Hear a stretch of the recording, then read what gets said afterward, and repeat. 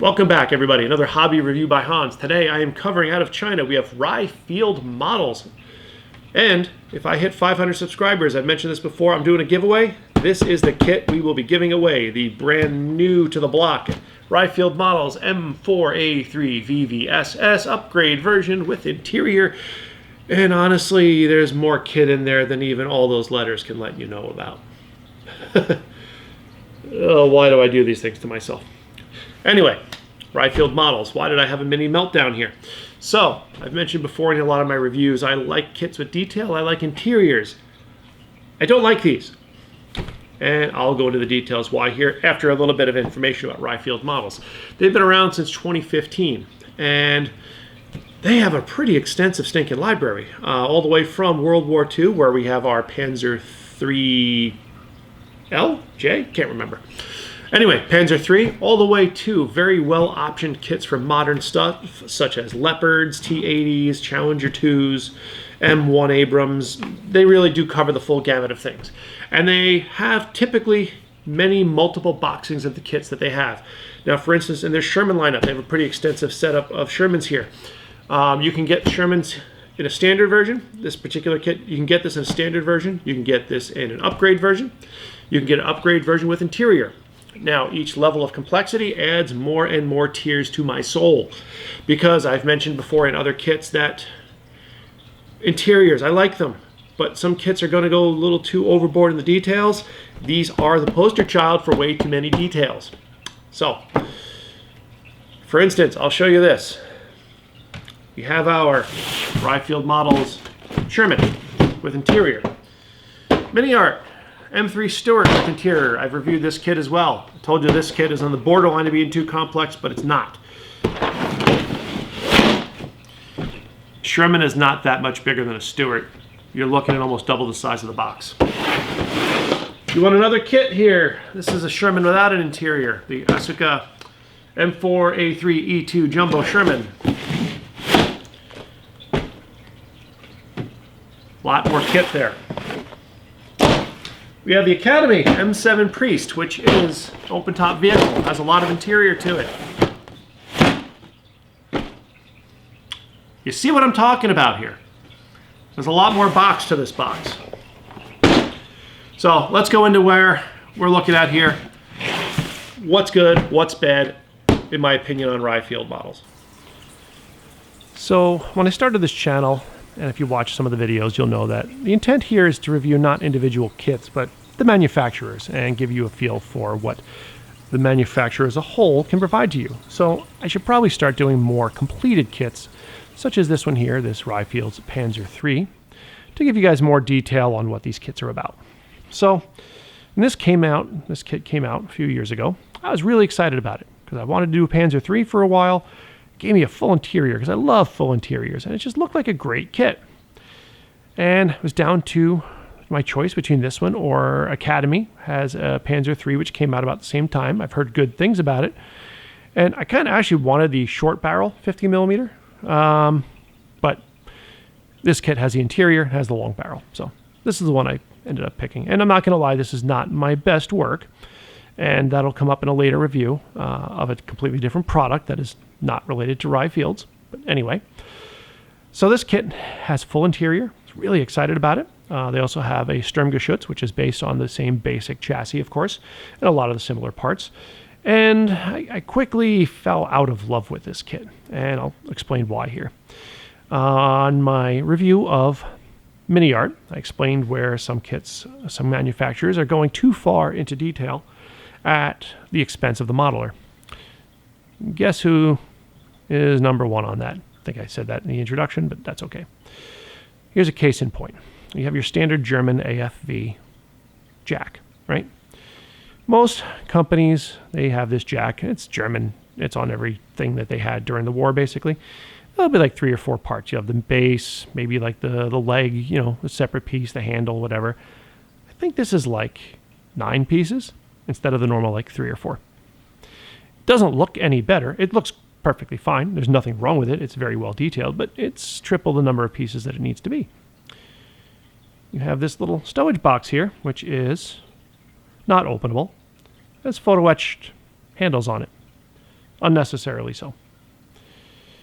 Now, we'll open up a little bit more. I got to be careful because this kit's been damaged a few times. We'll pull the turret off. Start looking in the interior, okay? So you'll notice there is a lot in here. There's quite a lot in here.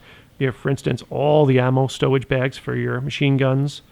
Let's see, lots of stuff. Like I said, lots of ammo stowage bags for the machine guns, which is great. I like to see that sort of stuff. The one thing you can't quite see here, and this is a fault of the kit, your fighting compartment floor here, right? Underneath that are all of the torsion bars for the suspension. You're never going to see them. It's impossible just because of the way it's built. Another example here. So back in the corner here, you have the compartment, the cabinet there for the main gun ammunition for the 50 millimeter gun. Now, came with a full ammo load. Every round of ammo in the stowage is like 60 rounds here, right? You're never going to use all of these. I mean, if they wanted to have that representative, given how little you can see of the interior, they could have just had a few in the front, and that would be it. Oh, did I mention that the decal sheet also includes full markings for every round of ammunition that came in it? Like 3/4 of this decal sheet is for the ammo load. I don't understand that. Some of the other compartments, of course, you have everything molded in here. You have your engine and your, sorry, not your engine. Up here would be your transmission and your final drive units, which is fine. That's perfectly acceptable there. You have your engine. Great, not a problem. You have your radiator compartment with your cooling fans, things like that. Great. This is all good stuff, right? And up underneath, of course, you have... Hold on, let's see if I can get to it. See, look at this. Can you see there? No, you can't see it. Can't see it. Look at that. You have the fully molded smoke candles. Fully molded smoke candles. Okay. Tell me what value you get from that. The armored louvers here for the air cooling, I think these are like 5-part hatches. You can get away with like 3, maybe 2 for some companies. Stuff like that. So that's one of the examples. Now also here we'll have our turret. Most of this is quite good. I like the fact that they have the whole underseat structure, your brass catcher bag. That's good stuff. I don't mind that. This hatch is like, I keep doing that, sorry. This hatch is like 7 pieces. Another 7 pieces there. Because in the good sense, you can see that I actually have, a clear piece for the glass, but like all the handles are moldable. Look, if this thing's going to be open, you don't need to be able to mold the handles in a locked position. You have all your vision blocks in the cupola. Sorry, in the British word cupola. Cupola. Each of those vision blocks is like 6 or 7 pieces. There's like 75, 80 pieces in the cupola there. Unnecessarily complicated. If you look up underneath here, you have your ventilator, right? All the switch boxes, everything going into the wiring to that ventilator is all in there. You're never going to see any of that. None of it. The parts count on this kit is about 40%, 50% higher than it needs to be. And this is one of their simpler ones when it comes to tracks. Now that being said, kit does present very well.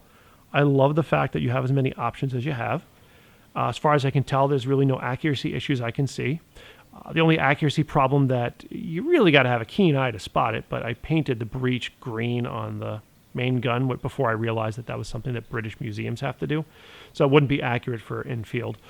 But like for instance, you have your hatches here for the crew escape hatches. By this point in the vehicle's lifespan,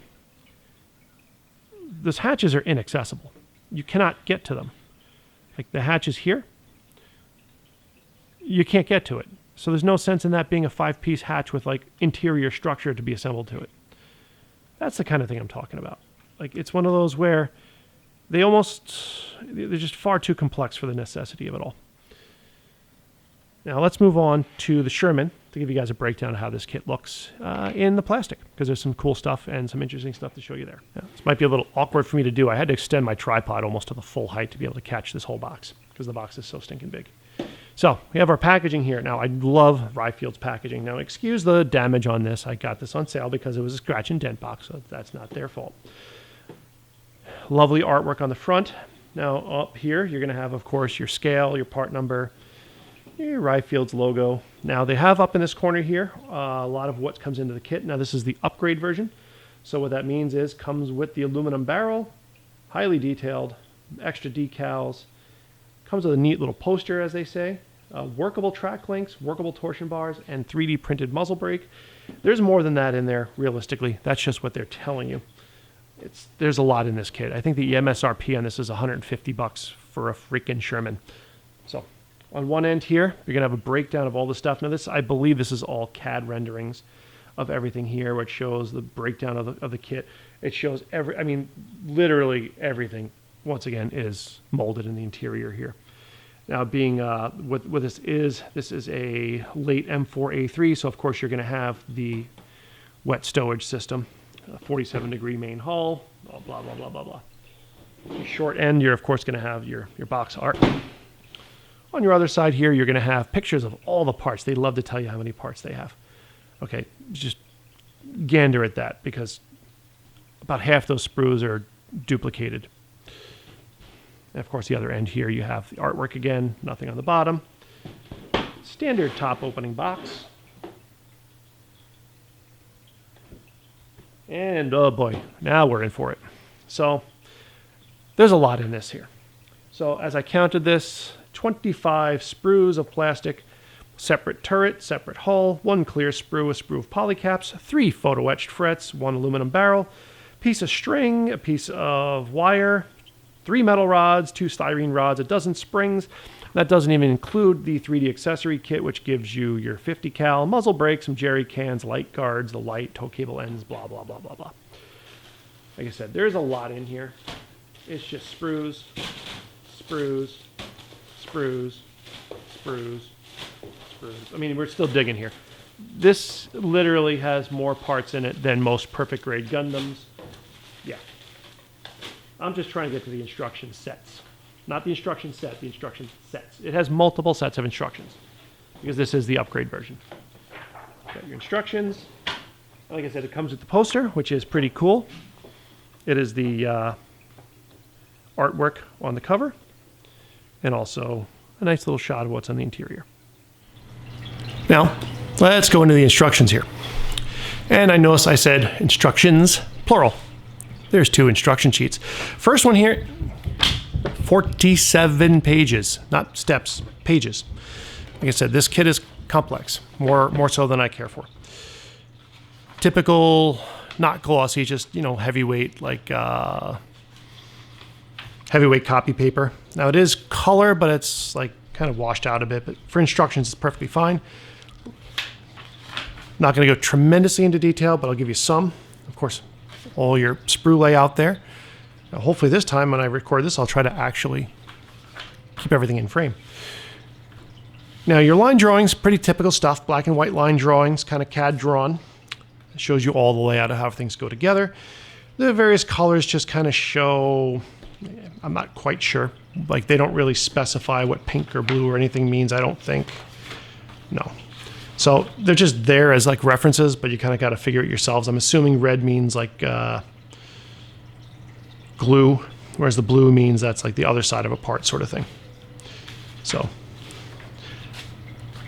kind of as usual, kind of goes through the interior stuff first. Now starts with your driver's compartment. All this is good stuff here. I like the fact they have all your levers and things like that. That's all visible stuff, especially on something like this, like a large hatch Sherman, where you have good visibility down there. You have a full 4GAA engine pack. Now, this is where things start getting a little goofy. It's just, I think the parts breakdown is a bit complex here, but, what can you do? Now, for instance, you're going to have, of course, your whole firewall there, your radiators, cooling fans, things like that, but I don't know why they would have included the fuel tanks. There's no conceivable way you can build this kit to have a fuel tank actually be visible, but they're there. But here's where things start to go a little sour for me. So this is the inside portion of your final drive, right? Your transmission housing. 1, 2, 3, 4, 5, 6, 7, 8, 9, 10, 11, 12, 13, 14, 15, 16, 17, 18, 19, 20, 21, 22, 23, 24, 25, 26, 27, 28, 29, 30, 31, 32, 33, 34, 35, 36, 37, 38, 39, 40, 41, 42, 43, 45, 6, 7, 8, 9, 50, 51, 52, 53, 54, 55. 55 parts for the inside of your transmission housing. 55 parts. Most kits do this in like 12. Now, I do like the fact that they actually have the seats properly, where they actually have them on their little stanchions instead of on a post, so like your adjusters are there. That's broken down pretty well. I do like for the ammo damp storage system, they have a few full-size rounds if you want. The majority are just like these little end caps, so it's the part that you can see, but they're not going crazy. I like that. So there are parts where I really like this, but I think it's just, in some areas, it's overly complicated. Like, for instance, you have, well, it's actually not too much. Like, they have the whole ammo-damp compartment, but then they have the doors on this ancillary compartment here. But then when you put the fighting compartment floor in there, you cover it up completely. I don't get that. A lot of all your ammo storage, your radios, stuff like that. Like, for instance, here you have your ammo boxes that are on a storage rack with a photo etched little clip on top of every one. That can just be molded in. I mean, it's just, parts complexity is a bit wonky here, a bit complex. I do like how they have their suspension breakdown here in some ways. Like, I don't like the fact that I have these little caps and then an actual spring for the volute springs. But I do like that you have an option where you can either have the a single arm or two-piece arm, so you can actually independently pose the bogey wheels, which is something you don't see too often. Most of the time they just have like that rocker arm, which is actually not correct, but it does the job. Tracks are different. These guys do their tracks different. Now, for the most part, you're going to have individual link tracks in their kits. This is a workable track set. Now, a workable track set means that it can actually like move when you're done if you do it right, but don't actually ever plan on that. It never works. But they have this weird setup where you have all your end connectors on these little sub sprues, and your track blocks are two pieces, top and bottom, so it kind of like pinches things in. And then if you want, you can put the end connectors on, or it actually has a full set of grousers, which is nice. But if they're going to do this method, I kind of actually would have preferred if they had the end, like a set of end connectors that you could just put it in there. So I don't know. But then you get into like the upper hull. So you have this like plate that goes on the inside of the upper hull. We have all these like all the balance springs for your hatches. There's no necessary reason to have the the handles as photo etch parts here.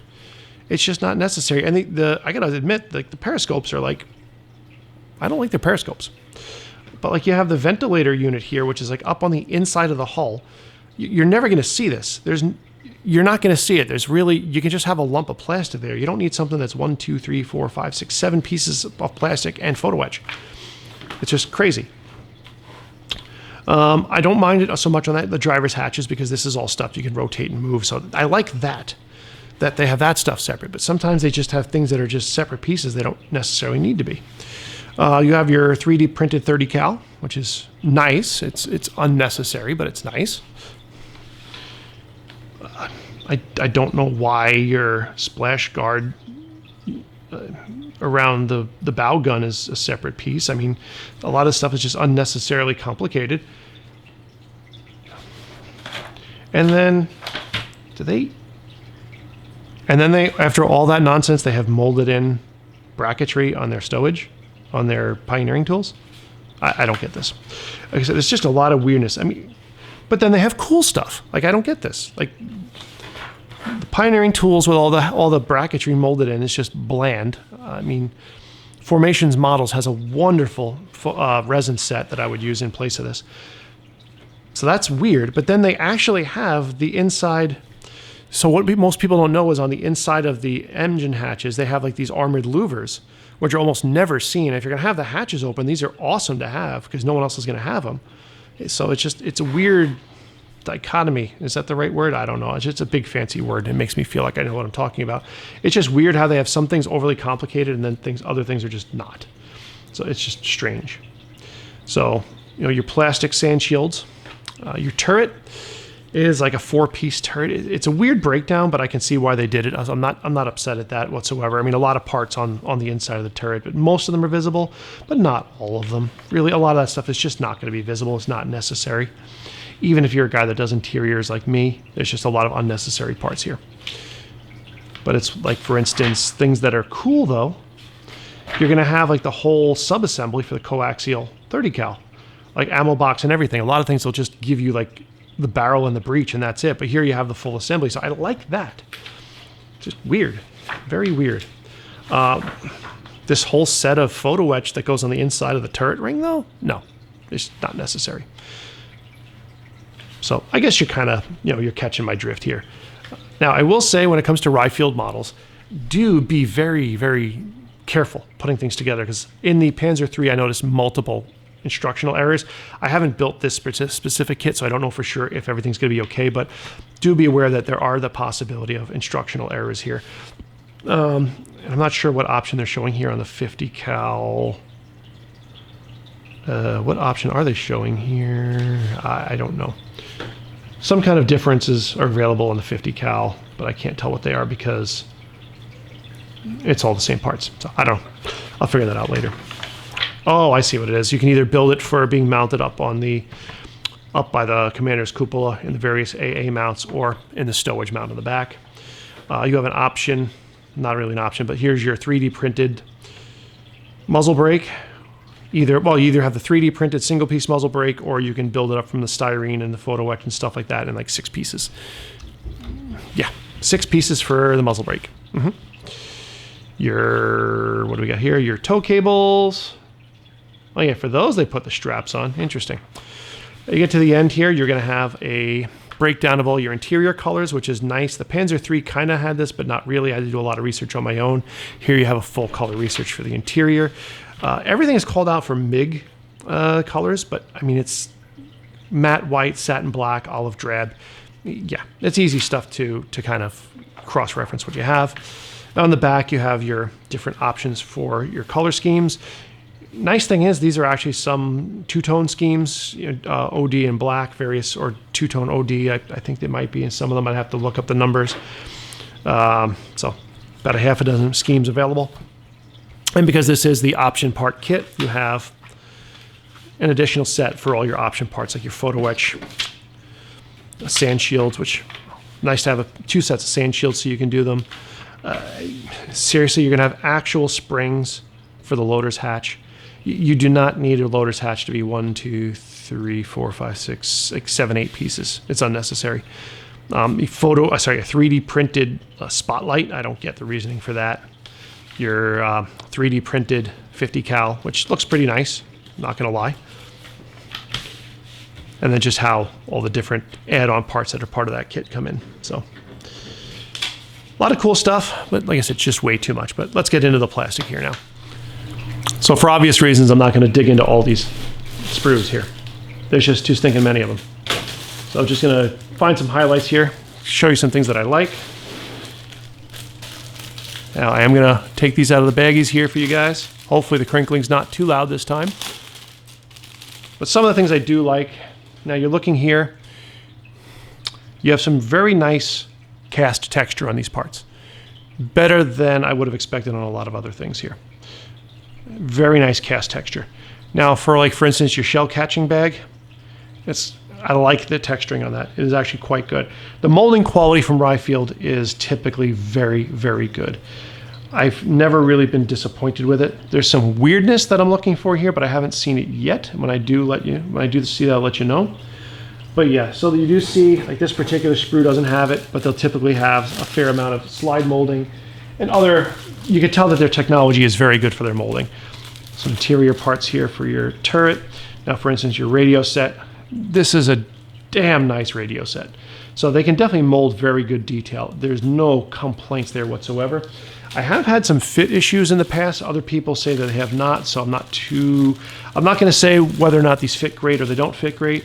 But like, for instance, here on your final drive cover, the cast texture is very nice. Very fine cast lettering on there. So you're not going to have any complaints from me on the quality of the plastic. I mean, pretty much anything that's a cast part in reality has a very good cast texture on it. Parts that are more like plate, things like that, are not going to show that as well as much. So they're nice, smooth, like they should be, which is good. I'm just giving another look here for some of the weirdness that I'm looking for, but I haven't quite spotted it yet. On your hull floor, like a lot of your wiring and things like that is molded in, which is good. Your escape hatch is molded in with all the handles. On the bottom of your hull, all the detail is there, which is good. That's stuff that I look for that says this is a good Sherman kit. Let's see, we have some of your ammo stowage there compared to the Panzer III. This is much less.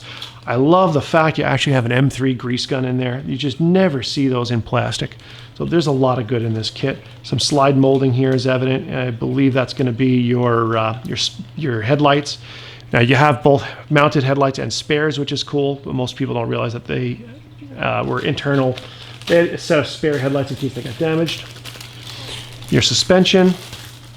Now this particular kit just comes with the smooth cast wheels, but no issues there. Your raised arm return rollers, which is fine. Decent suspension. Turret stuff, I'm not going to look at that. More suspension stuff, I'm not going to look at that. More turret stuff. All right, cupola. How does the cupola look? Ooh, cupola is nice. I do like the cupola, and I believe that the lensing is all clear. One of the nicer Commander's cupolas that I've ever seen. Now, if you're curious, this particular molding is with an oval loader's hatch as opposed to the dual round hatches. Engine parts, more engine parts. Let's see, more interior parts. Okay, tracks. Dude, that's just your tracks. It's just bonkers the way they did that. But like I said, the weirdness is that the extended end connectors are separate pieces. If they're going to do this convoluted method, they could have done that as an option. So I'm actually not seeing, here we are, found it. So there's a reason I actually suspect that Rye Field Models is connected somehow to Meng, or Meng, I'm not sure how to pronounce it. I worked with an engineer once, she had her name spelled the same way, she pronounced it Meng. Anyway, so here you're gonna have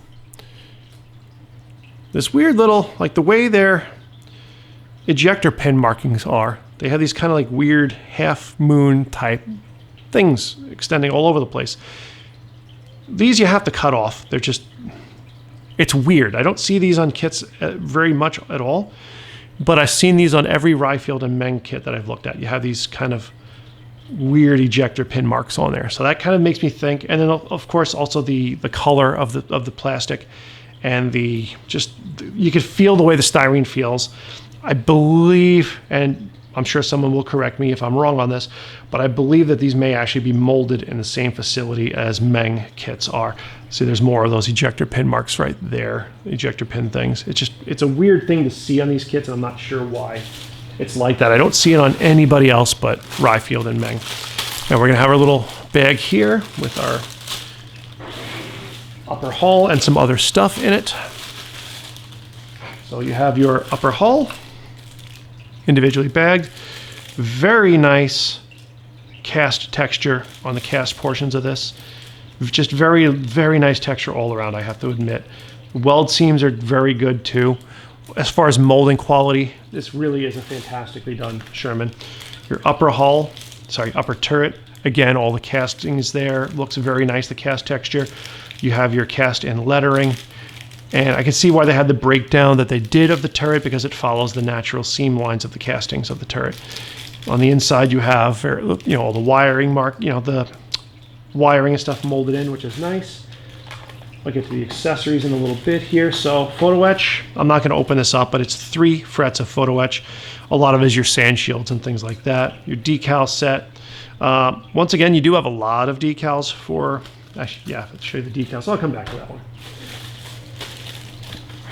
This looks like sort of a generic sprue. This is a lot of your spare track blocks. So these are different track blocks than are actually in the kit, but you're like your tow cable ends, things of that nature. Clear sprue. So this has your periscopes in it, your lenses for your Commander's cupola, lenses for your tail lights, headlights, things of that nature. aluminum barrel, which is always cool. Any kit that comes with an aluminum barrel gets a plus mark for me. I like that. Set of polycaps, which are going to be for like your final drive sprockets. And a bag of little goodies here. So you have a pair of styrene rods, some brass rods, some string, a whole bunch of springs. Like this is like the sort of thing that like a scratch builder would have, but I don't see why it's in here. Your photo etch parts come in these nice little containers here. So you have your 30 cal for the bow. You have the breech section for your 50 cal. Pair of fuel cans. I believe that's your muzzle brake right there. And this one I'll actually take out. Sorry for bumping the camera so much. But here you have all your 3D printed parts here. So what we have, looks like you have your ammo cans for your 30 cal and your 50 cal that I just showed you. Periscope guards. You've got your headlights. That spotlight. Some various bracketry, things like that. So, and a little bit rubbery, which is nice. I mean, it's not going to be the kind of thing you're going to snap really. It's not an overly brittle type of 3D printed resin, which is nice. So that's the kit there. I know I got to spend like 20 minutes boxing this thing back up. So pardon me while I go to my recap here and everything's still scattered on the table. This is a tough recap to do. This is like my fourth take on it. Because I'm sitting here, I'm looking at these parts. Okay. I got this upper turret, upper hull. I'm a Sherman model builder. I love building Shermans. I love building for competitions. I love doing interiors. And I've asked it a lot of model companies in the past, and Rye Fields has delivered everything that someone like me or other angry internet couch people might have asked for in a kit. I'm looking at the casting detail on the outside of this hull. It is phenomenal. The very fine cast-in lettering on the top of this turret is fantastic. The only seam lines that I see on this part are seam lines that are present on a real vehicle in the real world. I take this hull top here. It is arrow straight. There are no sink marks on it. There's fine detail on here that I didn't expect anyone to ever actually put there. The surface texturing of the rolled armor plates is mind-bogglingly good. The weld seams, if you're a Sherman model builder at the advanced level, you know what I'm talking about with weld seams. I wouldn't touch these. I would leave them exactly as they are. And I'm somebody that has spent way too many times using different methods to try to get a perfect weld seam. I look at the accessories that came with this kit. Aluminum barrel, very finely detailed resin here for your periscope guards, comprehensive photo etch sheet. This is a kit that everything I would have asked for is present in this kit. Absolutely everything. If you would have asked me what I would want in a kit to build as a competition level, high-end, perfect model kit, this literally has everything that I would have told you I was asking for. And I am very sorry that I did that to you. Because this is just too damn much. There is too much in this kit. There's like 40%, 50% more parts than is necessary. Because they gave me everything I asked for. This review went on so long that my light just died because the battery died. And I charged that damn thing yesterday. So, yeah. As I'm finding out, what I really want is a step back from this. I say that mini art's a bit on the complicated side, but for an interior kit, I think mini art actually dialed it in pretty nicely. But I have to rate these kits because that's what dumbass me said I want to do with my website here. Not with my website, with my videos. I want to put ratings on these kits. And now I have to quantify the fact that this guy, this company, I mean, this sprue has like rivet heads here that you can shave off and use elsewhere.